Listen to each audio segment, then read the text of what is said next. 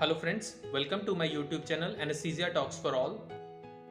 दोस्तों, जब भी हम कभी दिल से संबंधित बीमारियों के बारे में बात करते हैं या उनके बारे में सुनते हैं तो हमें अक्सर डर लगने लगता है। कई बार हम उन बातों को अवॉइड करने की कोशिश करते हैं। हमें खुद लगता है, प्रिज्यूम कर लेते हैं कि नहीं, हमें कोई ऐसी प्रॉब्लम नहीं है, हमें कोई दिक्कत नहीं है।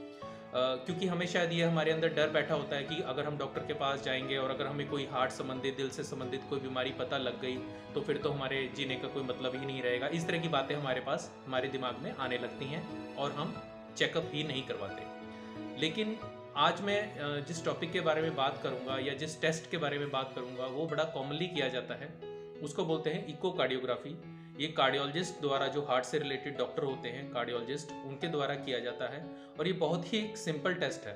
और इस टेस्ट के माध्यम से हम एक जो हार्ट रिलेटेड बीमारियों को काफ़ी हद तक हमें पता चल जाता है और उनका टाइमली इलाज हम कर सकते हैं। तो आज हम बात करेंगे इकोकार्डियोग्राफी टेस्ट के बारे में। तो सबसे पहले हम आते हैं, व्हाट इज इकोकार्डियोग्राफी। ये एक तरीके का स्कैन होता है, जैसे अल्ट्रासाउंड स्कैन होता है। जब भी आपको कोई पेट में दर्द होता है, इस तरह की कोई तकलीफ होती है, तो जो डॉक्टर होते हैं आपको अल्ट्रासाउंड लिख देते हैं कि आप अल्ट्रासाउंड करवा के आइए, उसमें जो रिपोर्ट आएगी उससे हमें बीमारी का पता चलेगा। इसी तरीके से अल्ट्रासाउंड की तरीके ही एक तरीके का अल्ट्रासाउंड है, जो दिल का अल्ट्रासाउंड जिसको बोलते हैं। तो इसमें जो कार्डियोलॉजिस्ट डॉक्टर होते हैं वो हार्ट का अल्ट्रासाउंड करते हैं और उससे हमें हार्ट के बारे में, जो हार्ट की कंडीशन है उसके बारे में पता चलता है। और उसके साथ साथ जो हार्ट के साथ रिलेटेड जो बड़ी ब्लड वेसल्स हैं, यानी ये जो आर्टरीज हैं, जो उनके साथ नाड़ियाँ हैं, उनके बारे में हमें पता चलता है कि उनमें कोई प्रॉब्लम तो नहीं है। नेक्स्ट इज कि इकोकार्डियोग्राफी टेस्ट जो है वो कब करवाना चाहिए। जैसा कि मैंने आपको शुरू में बताया, जब कभी हमें घबराहट फील होती है या हमें जो धड़कन है वो महसूस होती है, इस तरह की चीज़ों को हमें इग्नोर नहीं करना चाहिए और हमें इमीडिएटली किसी कार्डियोलॉजिस्ट या फिजिशियन डॉक्टर को हमें कंसल्ट करना चाहिए कि ये इस तरह की मेरे को प्रॉब्लम हो रही है। फिर वो जो डॉक्टर हैं वो डिसाइड करते हैं कि किस तरीके से इसको प्रोसीड करना है। जैसे उसके बाद वो ईसीजी करवा के देखते हैं। यदि ईसीजी में कोई प्रॉब्लम नज़र आती है तो नेक्स्ट जो टेस्ट होता है वो इकोकार्डियोग्राफी टेस्ट होता है। इकोकार्डियोग्राफी टेस्ट जो है वो बिल्कुल पेनलेस है। जैसे कि मैंने शुरू में बताया, इसमें कोई दर्द नहीं होती। ये बेसिकली एक टेस्ट ही होता है, एक तरीके का अल्ट्रासाउंड ही होता है, जो दिल का अल्ट्रासाउंड बोलते हैं। जैसे पेट का अल्ट्रासाउंड होता है, इसी तरीके से दिल का अल्ट्रासाउंड होता है। नेक्स्ट इंपॉर्टेंट जो इंडिकेशन है इसकी, वो सर्जरी से पहले होती है। जैसे मेरे पहले वीडियोस में मैंने बताया आपको कि जो जब भी कोई ऑपरेशन होना होता है तो उससे पहले हम प्री एनेस्थीसिया चेकअप करते हैं। जब प्री एनेस्थीसिया चेकअप करते हैं तो उसमें जो एनेस्थेटिस्ट डॉक्टर होते हैं वो आपका ओवरऑल बॉडी चेकअप करते हैं और आपकी हिस्ट्री लेते हैं। तो अगर उनको इसमें कोई प्रॉब्लम लगती है या एज रिलेटेड कोई दिक्कत लगती है तो वो आपकी जो पीएसी है, प्री एनेस्थीसिया चेकअप, उसमें लिख देते हैं कि आप पहले हार्ट का चेकअप करवाएं या हार्ट का इकोकार्डियोग्राफी टेस्ट करवाएं कार्डियोलॉजिस्ट द्वारा। तो तब भी ये बड़ा इंपॉर्टेंट होता है। और मैं इसके ऊपर थोड़ा सा टाइम और लगाना चाहूँगा कि क्यों सर्जरी के दौरान या सर्जरी से पहले ये क्यों इंपॉर्टेंट होता है। क्योंकि जब भी हम एनेस्थीसिया देते हैं, एनेस्थीसिया देने से पहले हमें हार्ट की कंडीशन का पता होना बहुत ज़रूरी है, ऑपरेशन शुरू करने से पहले और एनेस्थीसिया देने से पहले, कि हार्ट की जो कंडीशन है, बेसिकली हार्ट का जो पंप करने की क्षमता है वो कितनी है।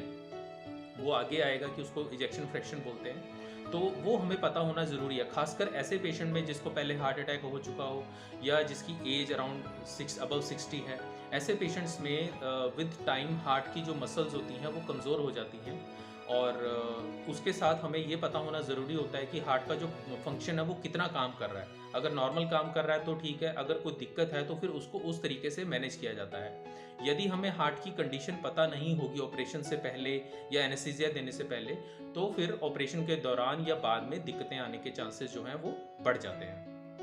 नेक्स्ट इंडिकेशन है जो खासकर स्मोकर्स होते हैं या जिनको दमे की प्रॉब्लम होती है या जो ओल्ड एज में अगर उनको इस तरीके की प्रॉब्लम होती है, घबराहट होती है, सांस चढ़ता है, उनका सांस फूल जाता है उनको, तो उनको भी इको टेस्ट इंडिकेटेड होता है। उनके लिए भी इकोकार्डियोग्राफी जरूरी हो जाती है, ताकि क्योंकि ये जो स्मोकिंग करते हैं या जो एस्थमेटिक पेशेंट्स होते हैं उनका सीधा इफेक्ट हार्ट के ऊपर भी जाता है। हार्ट की जो फंक्शनिंग है वो कम हो जाती है धीरे धीरे।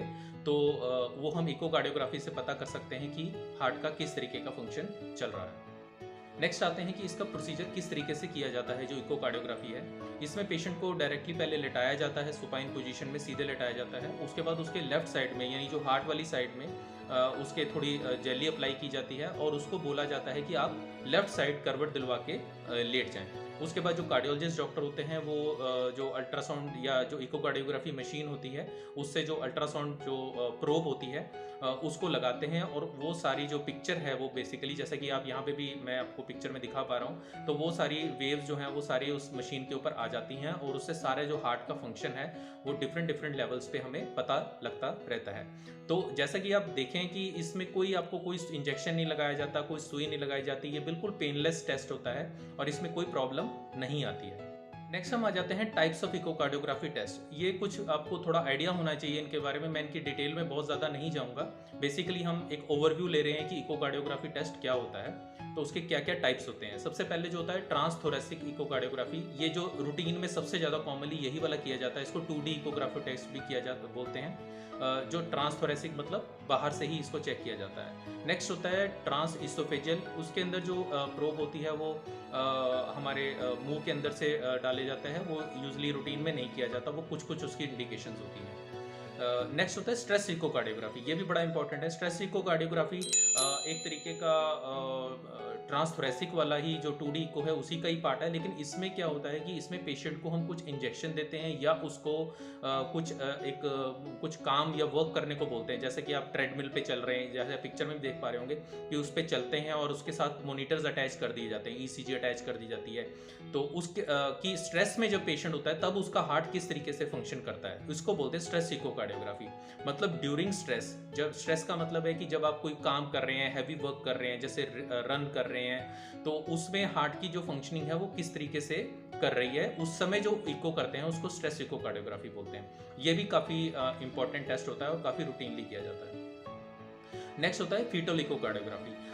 ये गायनेकोलॉजी में बड़ा इंपॉर्टेंट है, खासकर जैसे जो प्रेग्नेंट पेशेंट्स होते हैं, ऐसे पेशेंट्स जिनमें कुछ बच्चों में कोई हार्ट की प्रॉब्लम होने की चांसेस होते हैं या दिक्कतें होने के चांसेस होते हैं, उनमें फीटल इकोकार्डियोग्राफी की जाती है। मतलब जो फीटस होता है, जो माँ के पेट के अंदर ही होता है, उसके अंदर रहते ही उसका बच्चे का जो हार्ट है वो चेक किया जाता है, उसको फीटल इकोकार्डियोग्राफी टेस्ट बोलते हैं। नेक्स्ट हम समझ लेते हैं कि ये जो टेस्ट होता है इसकी जो रिपोर्टिंग के अंदर हमें क्या क्या इन्फॉर्मेशन मिलती है। इसमें सबसे इम्पॉर्टेंट हमें ये पता चलता है कि जो हमारा हार्ट है वो कितना बड़ा हो गया है, उसका साइज़ क्या है बेसिकली, उसकी जो मसल्स हैं वो ठीक से काम कर रही हैं या नहीं कर रही हैं। कई बार बार यूज़ होने से, बार दिक्कत होने से जो हार्ट की मसल्स होती हैं वो हाइपरट्रॉफी हो जाती हैं, यानी बढ़ जाती है, उनका साइज़ बढ़ जाता है, तो उसके बारे में आइडिया लग जाता है। दूसरा, जो हार्ट के चेंबर्स होते हैं, हार्ट के अंदर 4 चेंबर्स होते हैं, उनका साइज़ क्या है, क्योंकि ये सारी चीज़ें मैटर करती हैं। हार्ट का साइज़ क्या है, हार्ट के चेंबर्स का साइज़ क्या है, तो ये सारी चीज़ें जो हार्ट का फंक्शन होता है उसको इफेक्ट करती हैं। तो इसी चीज़ से हमें इकोकार्डियोग्राफी से हमें पता चलता है। नेक्स्ट हमें कई बार ये भी पता लगता है कि हार्ट के अराउंड जो हार्ट के अराउंड कोई पानी इकट्ठा तो नहीं हो गया, या उससे कोई दिक्कत तो नहीं हो रही, हार्ट को वो कंप्रेस तो नहीं कर रहा है, या हार्ट के अंदर आने वाली जो खून की सप्लाई है उसका क्या सिचुएशन है, वो उसमें कोई कॉम्प्रोमाइज़ तो नहीं हो रहा है। और एक लास्ट वेरी इंपॉर्टेंट चीज़ है इजेक्शन फ्रैक्शन, जिसका मैंने शुरू में जिक्र किया था कि हार्ट की पंपिंग कैपेसिटी कितनी है। जैसे मैंने आपको बताया था कि ऑपरेशन से पहले या एनेस्थीसिया देने से पहले हमें ये पता होना बहुत ज़रूरी है कि हार्ट कितना काम कर रहा है, कितने % काम कर रहा है। यूजली जो इजेक्शन फ्रैक्शन जिसको हम बोलते हैं, पंपिंग कैपेसिटी को, वो यूजली 55 to 60% के आसपास होती है। कुछ पेशेंट्स की विद टाइम या उनको कोई अगर प्रॉब्लम हुई होती है, हार्ट रिलेटेड कोई दिक्कत होती है, तो उनकी जो इजेक्शन फ्रैक्शन EF जिसको हम बोलते हैं वो कम होती जाती है। जैसे किसी की 40% हो जाती है, किसी की 35% हो जाती है, धीरे धीरे वो कम हो जाती है, और किसी की 20% भी होती है।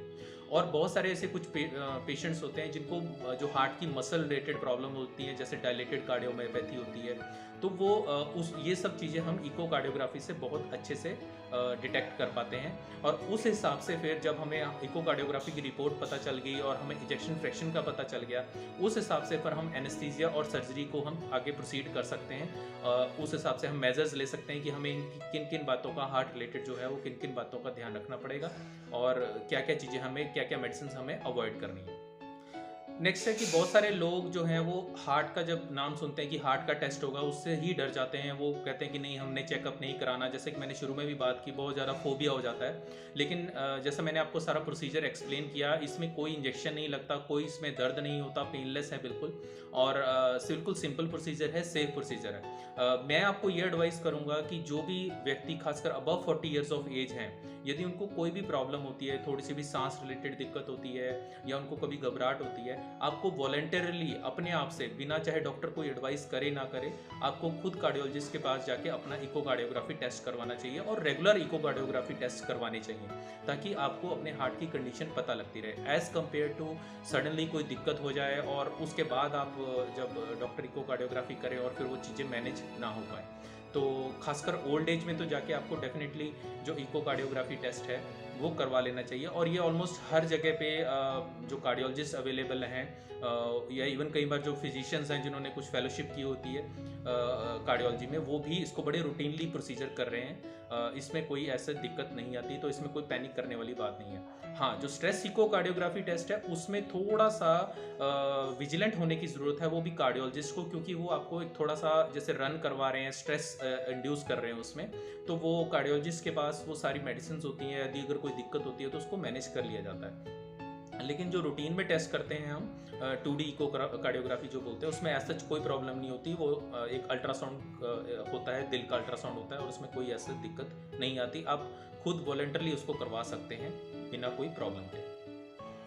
तो उम्मीद है दोस्तों आपको ये मेरा वीडियो पसंद आया होगा। इकोकार्डियोग्राफी से रिलेटेड अगर आपके कोई डाउट हो या क्वेरीज हो तो प्लीज़ कमेंट सेक्शन में ज़रूर लिखेगा और मेरे चैनल को सब्सक्राइब करना ना भूलें। आपका बहुत बहुत धन्यवाद।